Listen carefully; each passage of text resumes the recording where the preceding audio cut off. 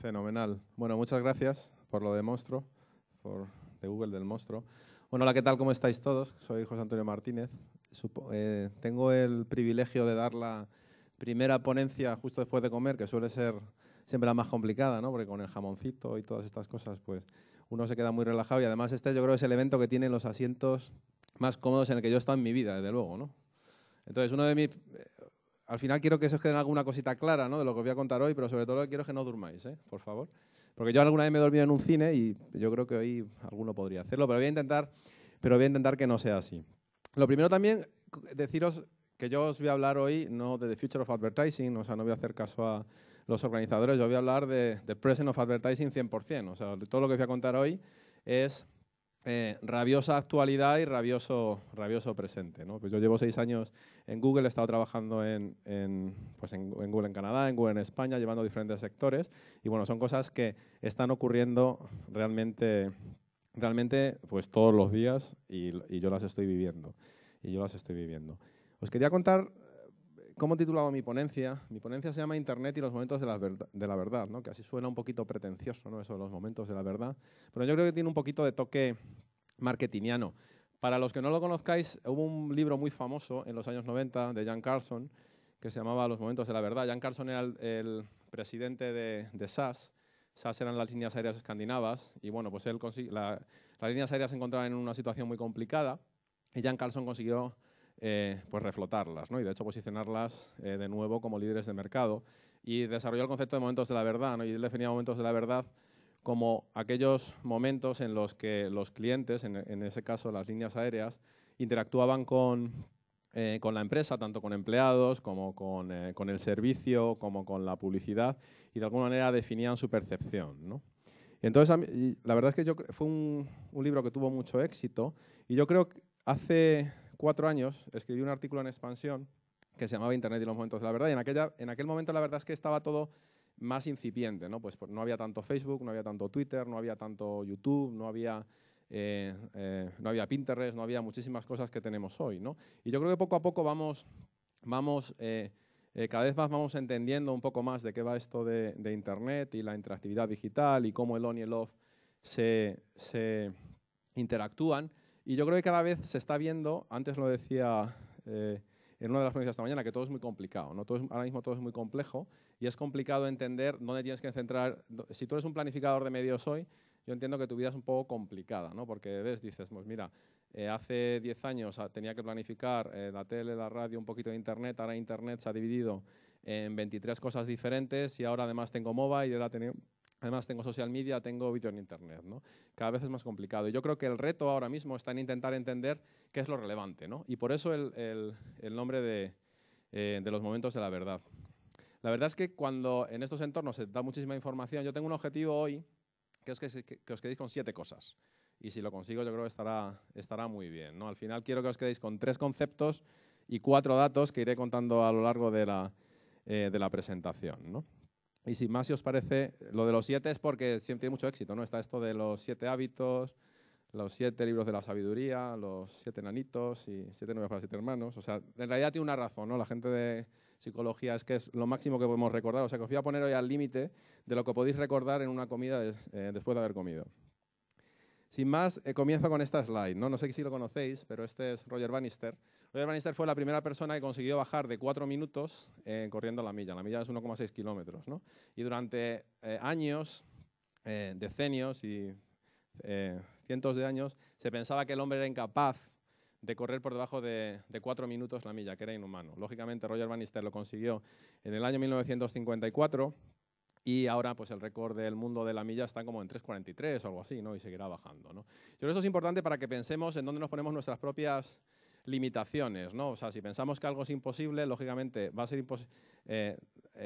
Vamos a seguir, o sea, si pensamos que algo es imposible, va a ser muy complicado que encontremos una solución al problema, ¿no? Y yo creo, por ejemplo, la planificación de medios y la atribución del valor a los diferentes contactos ahora mismo para mucha gente parece algo imposible. ¿Por qué? Porque además cada día tenemos cosas nuevas que lo hacen más complicado. Entonces, si os parece, volvemos a esto, un poquito al pasado, ¿no? He dicho que iba a hablar de rabioso presente, pero voy a empezar un poco hablando de lo que era la historia, ¿no? El modelo tradicional de construcción de productos y de lanzamiento de marcas al mercado, pues comenzaba aquí. O sea, al principio se trataba de construir un gran producto, entender la necesidad, de tus clientes, una necesidad existente, o ser capaz de imaginar mediante innovación tecnológica, ser capaz de crear un nuevo producto, y una vez que tenías un buen producto era el comienzo, ¿no? Lo siguiente que hacías era contarle tu producto a tu público objetivo. Tiene todo el sentido del mundo, tenía todo el sentido. Entonces tú tenías tus medios de comunicación masivos, tenías tu televisión, tenías tu radio, tenías tu prensa, y poco a poco ibas construyendo el recuerdo, el reconocimiento de tu marca y activando la necesidad de tu producto en tus potenciales clientes, y eventualmente lo conseguías vender, ¿no?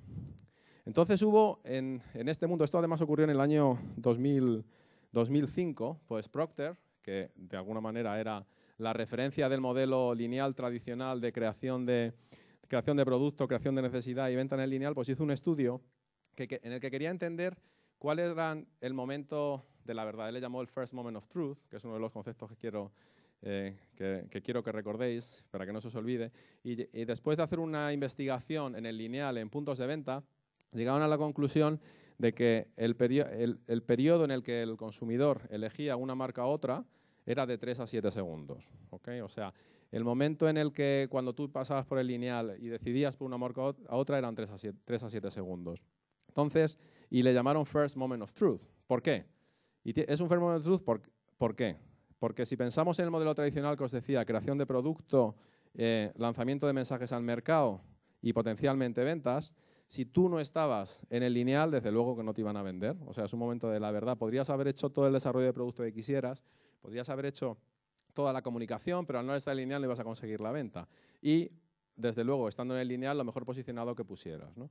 Entonces, el modelo de First Moment of Truth y los 5 segundos que os decía, que es uno de los datos que quiero que os acordéis hoy, era el tiempo en que el consumidor tomaba la decisión en el lineal, ¿no? Entonces, el modelo pues era bastante lineal. Lanzabas un estímulo, tenías el primer momento de la verdad, que es el que os definía, que era cuando, en el momento de la decisión de compra, no había internet, las compras se producían siempre en el mundo offline.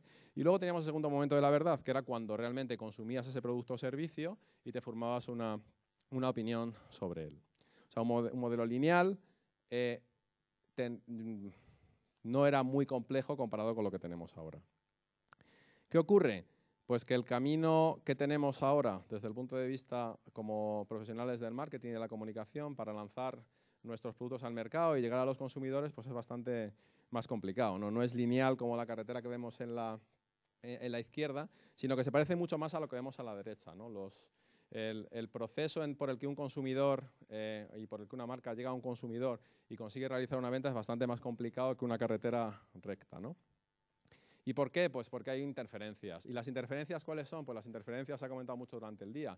Es que hay muchísima información en Internet que hace que los usuarios modelen su decisión de compra en el camino, ¿no? Un camino bastante más complejo. No solo son los mensajes que les estamos enviando como anunciantes, sino es la información que los usuarios están buscando por sí mismos, ¿no? Y bueno, yo os preguntaría, ¿no? Imaginaos que fueseis a reservar un hotel hace 25 años, ¿no?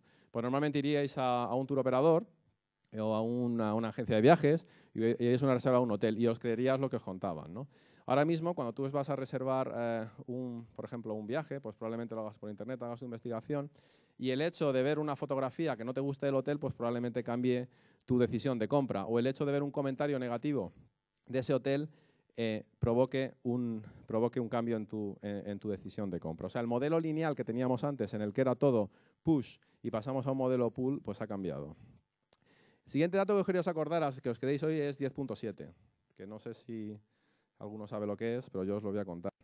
10.7 son, nosotros hemos hecho una investigación, bueno, la hacemos periódicamente en todos los países, la última es en Estados Unidos, y os voy a contar los datos de Estados Unidos porque en España siempre son muy parecidos, pero anticipan un poco el comportamiento del consumidor.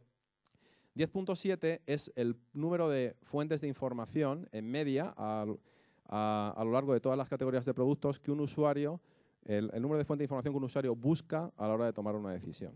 Entonces yo creo que esto es muy importante. O sea, no estamos hablando de que construimos una cobertura publicitaria con nuestro consumidor en el que estamos lanzando mensajes, sino que el propio consumidor está autoimpactándose con información que está encontrando en Internet. Entonces, lógicamente, como anunciante o como empresa que quiere llegar a estos usuarios, tienes que asegurarte de que estás en estos momentos. ¿Por qué? Porque además el usuario que busca e interactúa, está buscando información activamente en Internet, es un lead que está bastante cualificado. O sea, cuando tú buscas información en Internet es porque tienes alguna intención de compra. Hay algo de lo que se llama el porn shopping, ¿no? O sea, o el porn real estate también, o sea, de mirar las cosas por mirar, las cosas a las que tú no puedes acceder, pero normalmente el hecho de los usuarios que buscan información es porque están bastante cualificados, ¿no? Entonces, esto es muy importante. O sea, esto hace 20 años no ocurría. O sea, tú hace 20 años recibías los mensajes por los medios de comunicación convencionales y de alguna manera te los creías o no te los creías y acababas comprando en el punto de venta offline. Hoy lo que ocurre es que tú te estás autoimpactando. Entonces, a la hora de construir, cuando se está construyendo la cobertura publicitaria en cualquier proceso de venta de un anunciante, tenemos que contar los impactos que estamos dando hacia afuera y los impactos que los usuarios están dando a sí mismos. ¿Qué es relevante de esto? Pues que no hace más que crecer. Este mismo estudio, hace 2 años, el número medio de fuentes de información que utilizaban los usuarios para tomar decisiones estaba en torno a 5.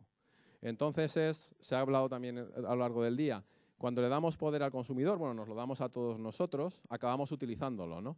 Y estamos autoimpactándonos y recibiendo información que está marcando nuestras decisiones, ¿no? Entonces, aquí la pregunta, y hay algún otro tipo de investigación en ese sentido, es ¿qué es más relevante a la hora de la toma de decisiones de los usuarios? Antes os contaba el ejemplo de los hoteles, ¿no?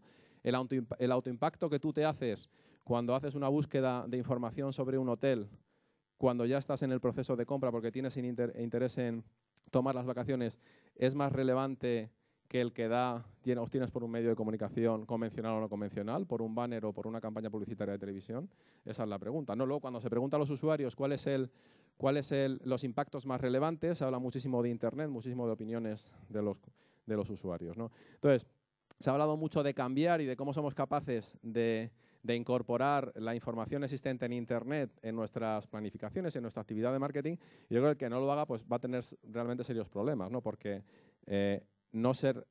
estos impactos publicitarios, que muchas veces no son comprados, sino que muchas veces son simplemente ganados, ¿no? Por indexación y demás, son mucho más relevantes para la toma de decisiones que los impactos que tú puedas comprar en cualquier medio. ¿Y nosotros cómo lo vemos, ¿no? Os voy a dar unos datos de Google para que veáis alguna idea de por dónde viene esto, ¿no? O sea, nosotros vemos que el 78% de los usuarios buscan productos online y luego, por alguna encuesta, el 32% de los usuarios comentan sobre productos. O sea, usuarios que buscan información y usuarios que están comentando sobre los productos. ¿Qué ocurre? Si miramos, por ejemplo, la palabra comparador, ¿no? Por ejemplo, alguien que busca, por ejemplo, un comparador de seguros o un comparador de coches, el crecimiento en los 2 últimos años de las búsquedas de la palabra comparador es un 280%. Para que os hagáis una idea, la media de crecimiento de las búsquedas en Google suele estar en torno al 20, al 25% a nivel global. O sea, el crecimiento de las búsquedas relacionadas con información sobre productos, en este caso un comparador, está creciendo 10 veces más rápido que las búsquedas genéricas. O sea, como consumidores estamos deseando autoimpactarnos y conseguir información relevante para la toma de nuestras decisiones. Si buscamos la palabra cupones, pues igual. Bueno, 320% de crecimiento en los 2 últimos años. ¿Por qué? Alguien que busca un cupón, ¿por qué es? Pues porque está pensando en hacer una compra y está intentando buscar una mejor oferta o un mejor precio. Cuando buscamos recetas, también 400%, o sea, más de 20 veces el crecimiento de la media de las búsquedas. Y cuando buscamos búsquedas locales, por ejemplo, esto sería la búsqueda de restaurantes Madrid, un 177%. Entonces, ¿qué es lo que está ocurriendo? O sea, pensad hace 15 años, cuando nacía, o 16 años, cuando nacía Internet, había una cantidad de información muy pequeña, una información sobre todo editada, informativa. ¿Qué ocurre ahora mismo? El crecimiento de la información crece exponencialmente porque todas las estamos creando y las categorías de información sobre producto crecen más que las otras. Bueno, antes ha comentado Pinterest, ¿no? Por ejemplo, Pinterest hay muchísima información, que todo lo que se hace es información sobre intereses, en muchísimos casos, intereses sobre productos y servicios. ¿Qué ocurre? Cuando tú, como potencial consumidor o potencial comprador, ves información de otros usuarios en los que confías que te están recomendando ese producto, probablemente lo creas, ¿no? Entonces, la construcción de tus coberturas, de cómo llegan tus mensajes y tus OTS a los usuarios, tienes que pensar en cómo lo haces con tus propios mensajes y con los mensajes en Internet, ¿no? Entonces, este concepto de la investigación previa a la compra de producto, que no hace más que crecer, hizo que en Google hayamos acuñado un término, que es el tercero que quiero que recordéis. Os he hablado del primer momento de la verdad en el lineal, segundo momento de la verdad en el momento en que experimentas el producto y tienes una experiencia positiva o negativa, y es el que nosotros llamamos CMOT, que es Zero Moment of Truth, momento cero de la verdad, que es el momento en el que un consumidor utiliza cualquier dispositivo electrónico para aprender algo sobre un producto o servicio que está pensando probar o comprar. Y esto es importante. ¿Es importante por qué? Pues porque, ahora lo veremos, el modelo cambia. ¿Por qué el modelo cambia? Porque tú tradicionalmente tus campañas push, tus campañas en las que lanzabas mensajes al mercado, pues normalmente estaban encaminadas a provocar acciones, una acción de compra. ¿Qué es lo que ocurre muchas veces? Que las acciones publicitarias que tú realizas lo que provocan es un paso intermedio, que es que generas notoriedad, pero nosotros lo vemos. O sea, cuando hay una campaña publicitaria, nosotros ¿qué vemos? Pues que crecen las búsquedas de esa palabra y crece la interacción en todos los medios, en todas las páginas que están relacionadas con ese producto y servicio. Entonces, como anunciante, tu planificación tiene que ir tanto a que el estímulo vaya orientado a un primer momento de la verdad y producir ventas, pero cada vez más también en un consumidor que lo que normalmente va a hacer va a ser informarse más en la toma de decisiones. Y otra cosa importante que ocurre es que el segundo momento de la verdad, cuando el usuario realiza la compra, como hemos visto que un 32% de los usuarios comentan sobre productos y servicios, se convierte en el Zero Moment of Truth del siguiente comprador, ¿no? Hace una recomendación a un amigo o hace un comentario sobre un hotel en Internet o sobre cualquier producto y servicio. Entonces, y esto lógicamente gestionarlo con una combinación de medios comprados, medios ganados y medios propios. Entonces, ¿esto cómo es? Pues es muy complicado. Es muy complicado, pues porque tú lanzas una campaña, lanzas un mensaje al mercado y lo que puede ocurrir en Internet, lo que va a pasar en Facebook, lo que va a pasar en Twitter, lo que va a pasar en YouTube, es muy difícil de predecir. La realidad es que cada vez vamos a tener más información disponible y vamos a ir recibiendo mayor cantidad de impactos. Entonces, momento cero de la verdad, pues son muchos. O sea, no hay que pensar solo en productos. O sea, podemos pensar en una madre buscando en el coche una información sobre cocinas, un adolescente buscando sobre información de maquillaje, vídeos sobre recetas o lo último, ¿no? Que también se ha comentado esta mañana. O sea, yo me acuerdo cuando estaba en época de ligar, pues que era complicado conocer, bueno, y antes Gaby está hablando sobre los perfiles de las personas, ¿no? Pero ahora yo creo que es bastante más sencillo ver en los perfiles de las redes sociales cuál es información suficiente para conseguir ligar un poquito mejor, ¿no? Entonces, en la misma investigación lo que también comprobamos era cuál es el tiempo entre el Zero Moment of Truth y el First Moment of Truth, entre el momento cero de la verdad y el primer momento de la verdad. Y lo que nos dio la investigación a lo largo de diferentes categorías de productos es que el 74% de las compras, el proceso entre el momento cero de la verdad, el momento de la investigación, el momento en el que decides que quieres comprar algo y que compras, es mayor que un día. O sea, no estamos, entonces, el territorio del impulso del día, estamos hablando de un 26%. Un 74% de las compras, y esto es compras que se producen en online y en offline, serían procesos de compra que duran más de un día, ¿no? Y ahí veis la diferencia, ¿no? Entre los procesos más largos, de 2 o 3 meses antes, pues en productos de mayor valor, ¿no? Por ejemplo, un coche o electrónica de consumo de valor o una hipoteca, por ejemplo, ¿no? Y luego los restaurantes y consumo los más cercanos. Y esto yo creo que es importante que lo recordemos, ¿no? Porque cuando estás pensando en una forma tradicional de desarrollar una campaña, puedes estar pensando en un plazo 2 o 3 semanas, ¿no? En el que estás realizando impactos, ¿no? Los procesos son mucho más largos e idealmente, ¿cuál sería el mundo ideal, ¿no? Esta mañana se ha hablado de cuál es la fórmula ideal del impacto del ROI, del social media y del no social media, de cómo planificas tú en este entorno, ¿no? Pues imaginaos, por ejemplo, en un usuario que vaya a comprar coches, ¿no? Y que ahí estamos viendo que son el proceso de compra se inicia 2 o 3 meses antes, ¿no? Pues si yo soy una empresa que vende coches, pues tengo que estar viendo cómo impacto a usuarios que tienen un ciclo de compra muy largo y que en el mismo van a ir recibiendo mis mensajes push por medios convencionales, pero también que van a estar informándose. ¿Y cómo planifico la cantidad de impactos que voy a dar por cada uno de los canales? Pues no está escrito y es muy complicado, ¿no? Luego vamos a hablar un poquito de medición, ¿no? Yo tampoco creo que vaya a haber una fórmula única, ¿no? Porque hablando con anunciantes, y bueno, lo he visto aquí tanto aquí en España como en Canadá, o sea, no hay, en un entorno en el que cambia tantísimo y cada vez hay nuevos medios y nuevas formas de impactar a los usuarios, no creo yo que se vaya a desarrollar nunca una única métrica de cómo haces la atribución. Y lo que nosotros vemos que los anunciantes que tienen más éxito son aquellos que desarrollan sus propias métricas, ¿no? Que tienen una analítica interna muy potente, que son capaces de medir y son capaces de experimentar con los diferentes medios y poco a poco ir dando la atribución y ver cómo los diferentes medios, comprados o no, van impactando en sus ventas. Y ya para terminar esta parte, pues lo que os comentaba antes de las 10,7 fuentes de media de información por categorías de producto, cómo se dividen por categorías, ¿no? Pues de restaurante de 5,8 fuentes de información a 18,2 fuentes de información para la compra de un coche, ¿no? Entonces aquí os decía que quería hablar 3 cosas que yo creo que son importantes, ¿no? Y yo creo que esto es independiente de si estás planificando en redes sociales, si estás planificando vídeo en Internet, si estás posicionándote para SEO o estás comprando SEM.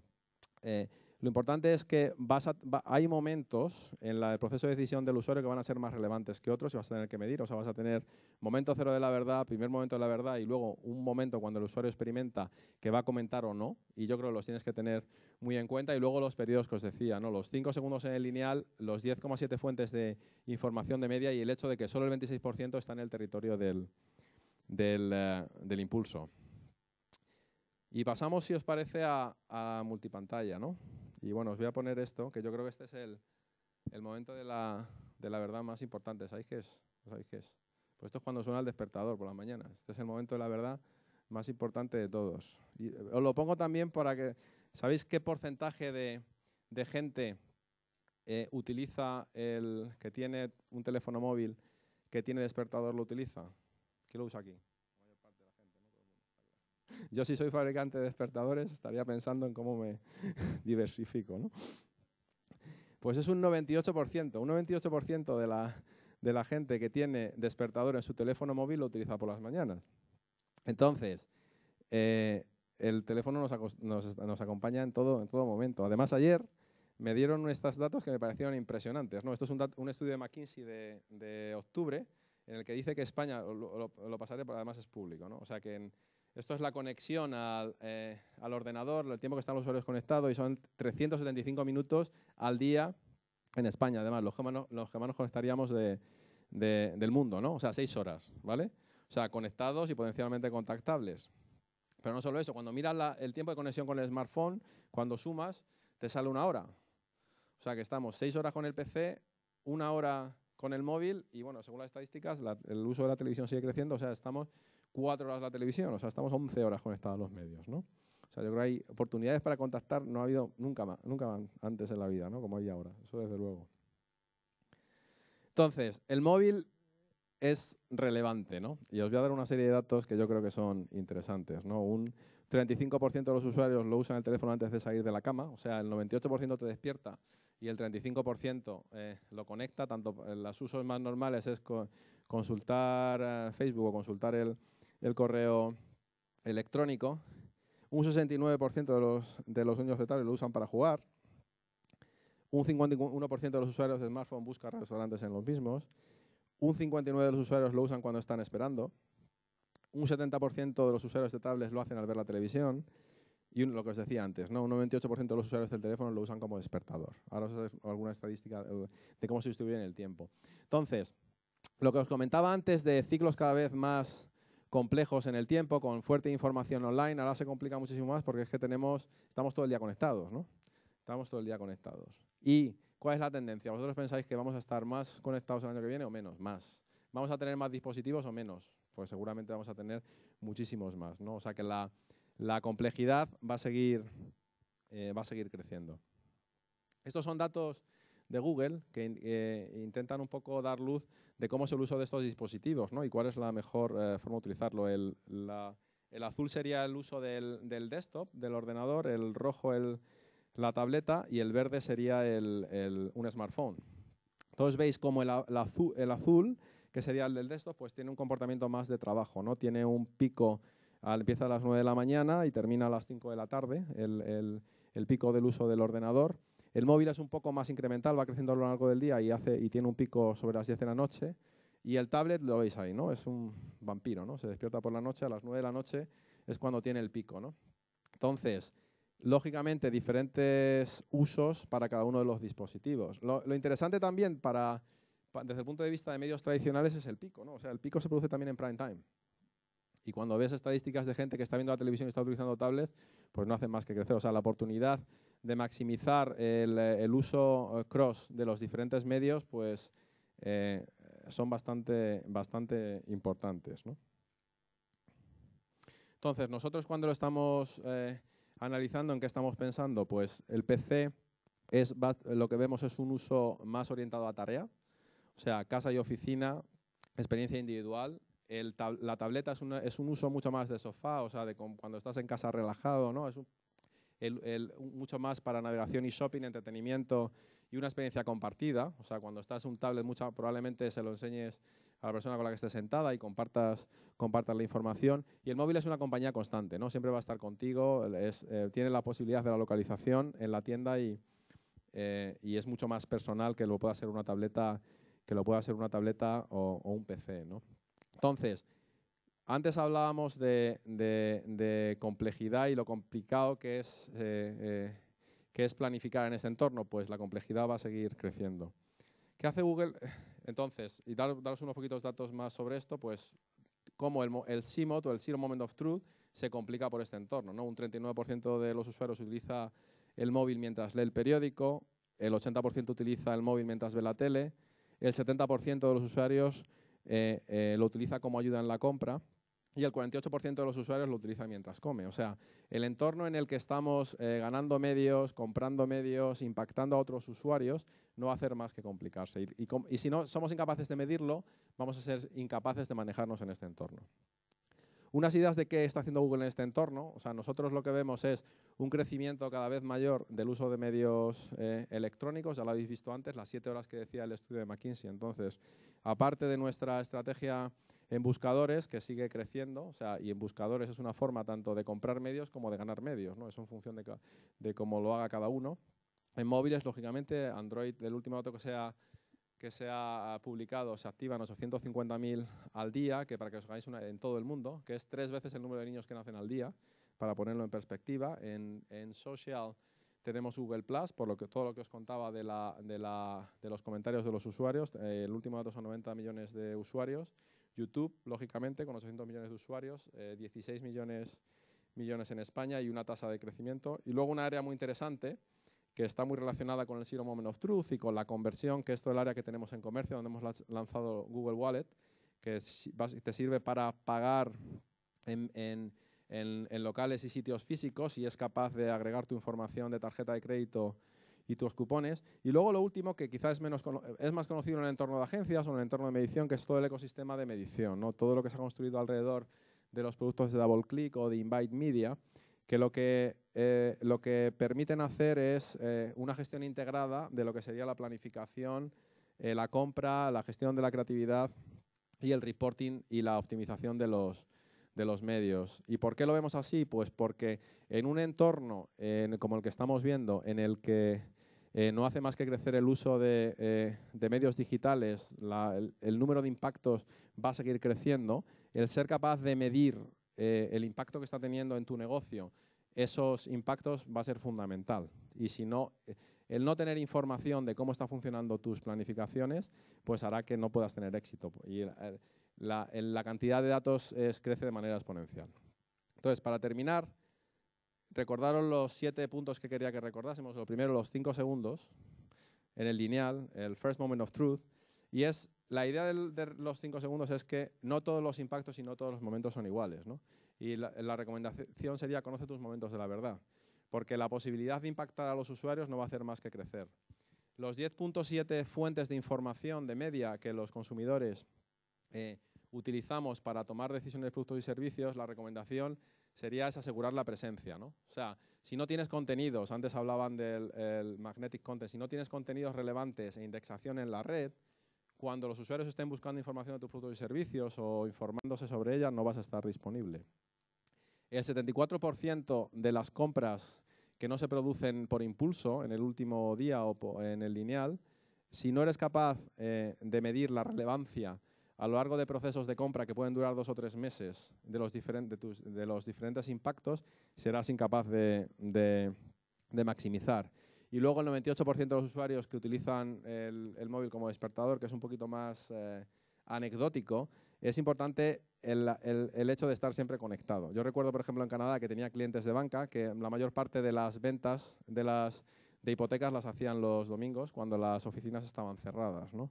Entonces, el usuario el estar siempre conectado y con tu presencia optimizada para los diferentes soportes es fundamental.